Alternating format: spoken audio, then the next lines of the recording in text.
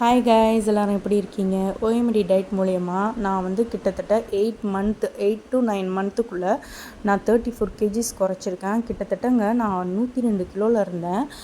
ரொம்பவே ஒபேஸாக இருந்தேன். நான் வந்து 68 கேஜிஸ்க்கு கொண்டு வந்தேன். எனக்கு அது வந்து மிகப்பெரிய விஷயம். கிட்டத்தட்ட 8 இயர்ஸ் ஸ்ட்ரகிளுக்கு பிறகு என்னால் அது பண்ண முடிஞ்சுது. அதுக்கு காரணம் ஓஎம்டி டயட் தான்.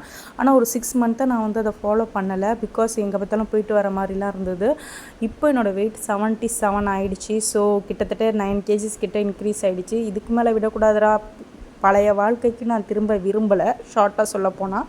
ஸோ அதனால ஒரு 100 days சேலஞ்ச் மாரி எடுத்து பண்ணலாம் அப்படின்றது என்னோடய முடிவு. இப்போது தினமுமே என்ன நான் சாப்பிட்றேன், எந்த அளவு வெயிட் ரெடியூஸ் ஆகுது அப்படின்னு பார்க்கலாம். உங்களுக்குமே இது வந்து ஒரு நல்ல இதாக இருக்கும். ஏன்னா ஓஎம்டி டயட் அந்தளவு யாரும் பண்ணதில்லை நம்ம ஊர் சைட்லலாம். ஸோ அதனால் நான் தினமுமே என்ன சாப்பிட்றேன்றதையும், அப்புறம் வந்து எந்த அளவுக்கு வெயிட் லாஸாக இருக்குது, எந்த அளவு weight day by day loss ஆகுதுன்றதையும் கண்டிப்பாக நான் போட போகிறேன்.